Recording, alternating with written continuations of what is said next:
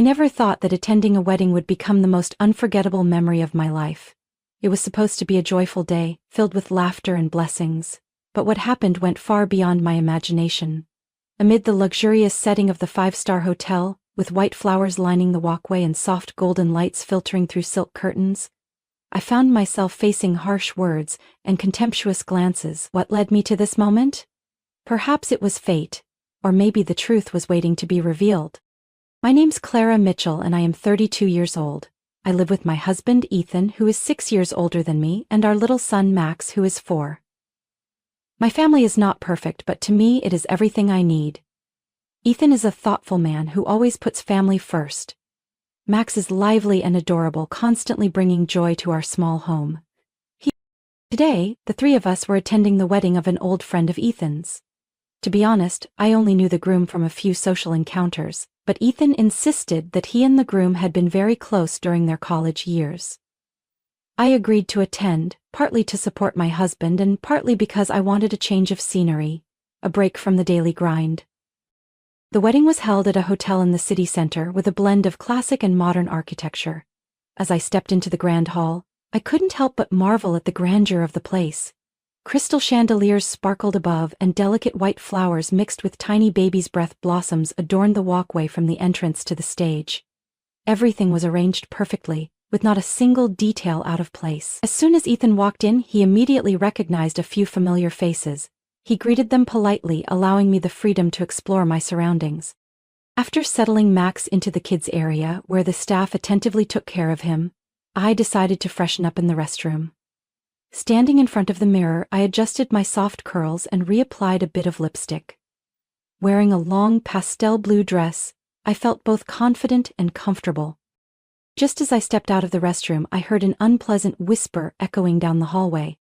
"Oh, look who's here! How did a piece of trash like that manage to show up?" a cold and haughty female voice rang out. I stopped in my tracks, my heart suddenly pounding. My instincts told me those words might be directed at me, but my rational mind urged me to keep walking, to ignore it. "Why is she here? We didn't invite someone like her, did we?" the second voice chimed in, sounding even more irritated. I tried to keep my steps steady, my eyes fixed straight ahead. I had no intention of causing any conflict on someone else's happy day. However, the quick footsteps approaching from behind made me wary.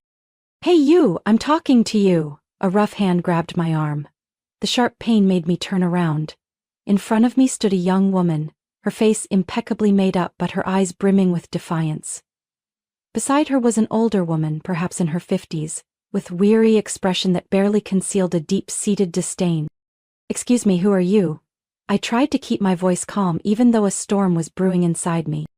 "Don't play dumb, did you forget already? I'm Emily, your sister, and this is our mother."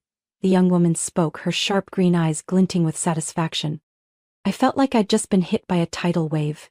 Everything around me seemed to blur for a moment.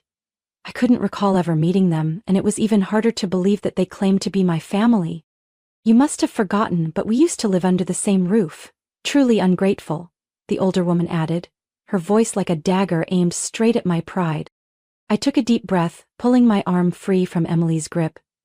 "I don't know what you're talking about, but if there's nothing else, I'd like to return to the ceremony." "You're not going anywhere. Who do you think you are, a high school graduate with no future, and you dare to hold your head high in front of us?" Emily raised her voice, making sure everyone around could hear. I glanced around and noticed a few people had begun to pay attention to our conversation. All eyes were on us, a mix of curiosity and surprise. But I couldn't allow myself to become the center of a scene. "I'm sorry, but I don't remember having a family like the one you just described. If I did, I surely would have had better memories. Now, if you'll excuse me, I need to go." I turned away, leaving behind their jeering voices and piercing stares. Each step felt heavy, but I knew that if I stopped, I would never break free from this painful cycle. Outside the hall, I spotted Ethan chatting with a few friends. He turned and smiled when he saw me. His smile was like a ray of sunshine, chasing away the dark clouds that had just loomed over me. I walked quickly toward him, reminding myself that this was my real life, not the bitter words and cold gazes I had just endured. And this is where the real story begins, where the past and present collide, where secrets slowly start to unravel. Ethan smiled and moved closer to me, a hint of concern in his eyes as he noticed my slightly tense expression. "Are you okay, Clara?" he asked gently, his hand holding mine, offering the familiar comfort I needed. I nodded, giving him a soft smile. "I'm fine, just felt a bit suffocated inside, so I stepped out for some fresh air." "That's good. I just ran into a few old friends and they want to meet you too," Ethan said cheerfully. But before I could respond, a sharp voice pierced the air from behind me. "Oh, look, she still has no shame staying here, does she?" Emily, the woman who claimed to be my sister, stormed over with a determined stride. Following closely behind her was the middle-aged woman I assumed was my mother. She stood with her arms crossed over her chest, her face a clear mask of disapproval. I squeezed Ethan's hand tightly, signaling him to stay calm. "Clara, who are they?" he asked, his voice turning more serious. "Oh, you don't know yet? She's our eldest daughter, but we disowned her a long time ago," the older woman said, her eyes looking at me as if I were nothing more than a worthless object. "I'm Barbara, her mother, and this is her sister, Emily." I remained silent, not wanting to react too quickly. A flood of hazy images from the past flashed through my mind, memories I had tried so hard to forget. Being left behind, being called a failure, never being good enough in their eyes. "She only graduated high school, she's done nothing with her life, just leeching off others," Emily continued, her voice dripping with disdain. "Emily, Barbara, I think you're mistaken." Ethan stood tall, his tone growing colder. "Clara is my wife, a wonderful mother to our son, and if I'm not wrong, we are all legitimate guests at this wedding." "Oh really?" Barbara sneered. "A nobody like her could marry you? You have no idea what a burden she was to our family. We had to support her until she finished high school, but she never gave anything back, just ran away and brought shame upon us." I could feel the tension in the air, the surrounding guests starting to take notice. I took a deep breath, trying to maintain my composure. "If you truly believe raising me was such a burden, then I suppose it's time for me to pay you back, isn't it?" I spoke steadily, my voice loud enough for everyone to hear. "So, how much? Tell me, and I'll make sure we are done with each other for good." Barbara's expression went blank for a moment, clearly not expecting my calm and direct response. Emily, however, maintained her arrogant demeanor. "Who do you think you are? Someone who only does menial work and lives off others? Where would you get the money to pay us back?" Ethan's brow furrowed and he was about to say something, but I gestured for him to remain silent. "You know, Emily, I didn't just graduate high school. I went to college, and now I'm the CEO of a company that provides food services to several major hospitals in the city. I may not be a doctor or a lawyer, but I'm proud to say that I built my life on my own, without taking advantage of anyone." A heavy silence fell over the space. The other guests began to murmur among themselves, their whispers just loud enough for me to catch. I could see the shift in their expressions, no longer pity or ridicule, but rather surprise and even a touch of respect. "Impossible," Emily snarled. "You are lying. How could someone with nothing like you possibly be successful?" "It's okay if you don't believe me, Emily," I said gently. "But if you want the truth, Ethan can show you. My husband is one of the company's partners and he knows exactly what I've accomplished." Ethan nodded, took out his phone, opened a few documents, and held them up for everyone to see. "This is Clara's company profile. Not only is she the CEO, but she also helped the company triple its growth in the past 3 years. She is a strong, capable woman who deserves respect." Barbara and Emily's expressions changed instantly. The confidence drained from their faces, replaced by confusion and disbelief. No way, this can't be true," Barbara stuttered, unable to grasp what was unfolding before her. "We don't need your validation," I said, my voice still soft but firm. "We are here because of Ethan's friend's invitation, not to listen to hurtful words from the past." Emily opened her mouth to say something, but the words died on her lips when she noticed all the eyes around us staring. No one stood by their side anymore. The sense of isolation weighed heavily on the room, and I realized that they were the ones who truly did not belong here. I took Ethan's hand, signaling that it was time to leave. "Let's go. I think this event is no longer a place for us." Ethan nodded, his eyes filled with pride and love as he looked at me. As we walked away, I could hear whispers behind us, but this time they were not filled with mockery or judgment. People finally saw the truth. and I knew I had just turned a significant page in my life. This confrontation was only the beginning. The past might resurface, but I was no longer the fragile girl I once was. I had become stronger, and now I was ready to face whatever lay ahead. The atmosphere in the wedding hall grew heavy and stifling. The initial murmurs had faded into a tense silence, and all eyes were on us. Ethan stood beside me, his hand gripping mine tightly, as if to lend me strength. I knew I needed to stay calm, but Barbara and Emily's icy gazes sent a shiver down my spine. "You said I only graduated high school?" I spoke slowly, each word deliberate and full of conviction. "Then why do I have a college degree from Northwestern University? How could I build a company that provides food services to major hospitals in this city all by myself? And how did I become a CEO before turning 30? Barbara's face turned pale for a moment, but she quickly regained her composure. "Do you think a few lies can fool anyone? You're nothing but a leech, someone with no real worth." Ethan said nothing. He calmly took out his phone, opened a few documents, and held the screen up for everyone to see. On display was my company's profile, my name clearly listed under Chief Executive Officer. Revenue figures, partnership projects with hospitals, everything was supported by official documentation. "Here's the proof," Ethan said, his voice steady yet every word cut sharply. "Clara is not only my wife but also a successful businesswoman. She never needed to rely on anyone to achieve her success, especially not on this family." Emily snatched the phone from Ethan's hand, her eyes red with anger. "This is fake. How could she achieve any of this? She's a failure. My mother and I have had to endure her for so many years." "That's enough, Emily!" A male voice rang out, and I realized it was Daniel, Emily's husband. He had been standing behind us, looking exhausted, but now his face was filled with doubt. "You said Clara only graduated high school, but why is everything I'm hearing completely different? And another thing, you told me you graduated from a prestigious university, but I've never seen your degree. Why?" Emily stammered, her eyes darting around as if searching for an escape. I showed it to you already, don't you remember? Maybe you've been too busy with work to recall." "That's fine," Daniel replied calmly, pulling out his phone. "I'll call the university where you said you graduated. It's just a quick verification, right?" Emily suddenly grabbed the phone from Daniel's hand, her eyes wide with fear. "No need. You don't trust me? Why do you need to check? I'm your wife." The murmurs around us grew louder. Everyone could tell something was seriously wrong. Barbara had already stepped back a few paces, as if she wanted to disappear from the scene. "Give me the phone, Emily." Daniel's tone turned stern, but Emily shook her head frantically. "No. You don't need to check. If I said it's true, then it is true."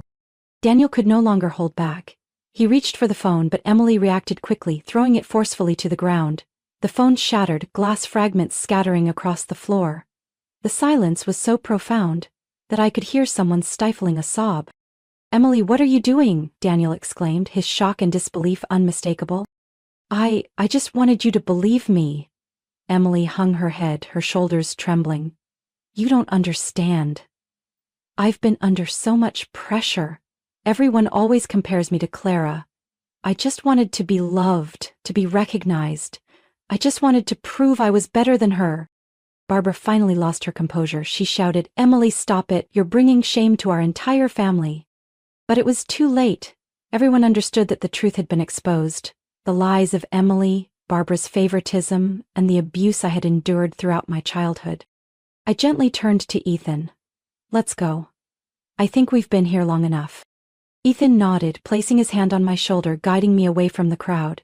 Every gaze followed us, but this time there was no contempt or disdain. Instead, they looked at me with respect and admiration, and it made my heart feel light. As we stepped out of the wedding hall, a refreshing breeze swept over me. The sky was a clear blue, and the soft sunlight felt like a warm welcome to a new beginning. I held Ethan's hand tightly, knowing I had left the past behind, and that better things awaited me. "Let's go home, love," I said with a smile, and Ethan responded with a warm smile of his own. "Home it is, Clara." After that chaotic wedding, Ethan and I returned home with a sense of relief. We resumed our lives, caring for Max and growing the company. But the aftermath of that day didn't fade away as easily as I had hoped. It was like an undercurrent beneath a calm surface, waiting for the right moment to rise. News about my old family began to trickle in through stories from friends and connections in the business world. Daniel, Emily's ex-husband, was sued by multiple patients for misdiagnosis and overcharging for services. Some even accused him of deliberately prolonging treatments for financial gain. The lawsuit not only damaged his reputation but also brought the hospital where he worked under investigation by authorities. Emily, on the other hand, seemed completely lost. After the truth about her fake degree was exposed, every door of opportunity closed on her. No longer the pride of the family, she faced cold indifference from Daniel, which eventually led to their divorce. The shock left Emily unable to maintain her composure. She threw herself into questionable relationships, hoping to find recognition and security. However, things spiraled further out of control when it was discovered she was involved with a married doctor. The scandal not only led to a lawsuit from the doctor's family but also caused her own parents to disown her, unwilling to be associated with such a disgrace. Barbara and John, my former parents, fared no better. Their clinic, once a source of pride for the neighborhood, had become a name associated with scandal. After the wedding, stories about how they treated me as a child began to spread. Neighbors and acquaintances started questioning their actions, and many began to avoid the clinic. The number of patients dwindled, leading to financial difficulties and ultimately the closure of the clinic. I heard they had tried to contact me many times, perhaps looking for help, but every time they showed up at the hospital where Ethan worked, they had to face my in-laws, Mr. and Mrs. Anderson. With a stern and resolute attitude, my in-laws instructed security to escort them off the hospital premises. All their efforts were in vain because I had decided long ago to cut off all contact with them. Since then, my life became even more peaceful. My company continued to grow, securing new contracts with major hospitals and even expanding into providing food services for schools and healthcare centers. Ethan was always by my side, supporting every decision I made, and Max grew up to be a smart and well-behaved boy. One day while I was at the office, the receptionist informed me that a woman wanted to see me. She didn't give her name, only saying she was an old acquaintance. Curious, I stepped outside and was shocked to find Emily standing there. But the woman before me was no longer the arrogant, haughty girl I once knew. Her hair was messy, her clothes wrinkled, and dark circles under her eyes told the story of hard days. "Clara, can you help me?" Her voice was hoarse, almost pleading. I stood still, saying nothing. Old memories rushed back. The times she pushed me down, the hurtful words, and the cold, dismissive look she gave me when I left home. "I've lost everything. Daniel, he divorced me. Mom and Dad don't want me either. I have nowhere to go. Please, just give me a job, any job." Emily broke down, tears streaming down her gaunt cheeks. I didn't know what to say. Part of me wanted to help, but another part warned me that she might just be trying to use me again. "Emily, you used to call me a failure, so why do you need my help now?" "I know I was wrong, but I really have no one left. Please, I don't want to end up homeless." She collapsed to the floor, holding her head in her hands. I took a deep breath, then crouched down and spoke to her, my voice gentle but firm. "Emily, everyone deserves a fresh start, but that doesn't mean I can forget everything you've done. If you truly want to change, you have to stand up, find a way to help yourself. No one can help you if you aren't willing to help yourself." I stood up and signaled for the security guard to escort her out. It wasn't because I was cold or cruel, but because I understood that sometimes real help means letting others face their mistakes on their own. And so I returned to my life, continuing my work, caring for my family, and protecting everything I had built. The ghosts of the past had become nothing more than distant memories, and I knew I had truly turned a new page in my life. My life gradually settled into a peaceful rhythm after all the storms. I completely cut off contact with my old family, no longer bothered by calls or messages from the past. Ethan and Max became my new world, a place where I could truly love and be loved unconditionally. Max, my energetic little boy, made a remarkable recovery. After receiving treatment at a reputable hospital, he no longer had to worry about his previous health issues. Every morning I saw his bright smile as he ran around the yard, eagerly telling me stories from kindergarten. Each laugh of his felt like a healing balm, soothing the deep wounds of my past. My work at the company also thrived. I expanded the business, securing new contracts with hospitals and schools. My relentless efforts finally paid off, with the company achieving significant milestones. Every time I stood in front of my team, I felt proud of having built something truly meaningful. Ethan remained my unwavering support. He was not only a husband and a partner but also someone who understood and encouraged me in every decision I made. We often spent weekend afternoons cooking together, taking Max to the park, or simply sitting together on the sofa, watching warm family movies. I found peace in those simple moments. Though the past had not been kind, I learned to let go. The pain my old family caused no longer held power over me. Instead, I chose to turn it into a driving force to live a better life. I knew I couldn't change the past, but I could decide how I would live moving forward. One autumn evening as our family sat together, Max suddenly asked, "Mom, why are you always so happy?" I looked at him, then at Ethan, feeling the warmth spreading throughout the room. "Because I have you and Daddy. That makes me the happiest person in the world." I had found my true family, and this time, I would do everything to protect this happiness. The new chapters of my life had begun, and I knew there was a whole sky of hope waiting for me. Clara Mitchell's story is a clear reminder that life can sometimes bring deep wounds, but how we face and overcome them truly defines our worth. From being abandoned by her family, Clara stood up, built a new life, and safeguarded her happiness. She showed that no matter how painful the past is, if we learn to let go and move forward, we can always find light and genuine peace. What do you think about Clara Mitchell's emotional journey? Share your thoughts on her choices and path in the comments below. Don't forget to hit subscribe so you won't miss more inspiring stories about life and family on our channel.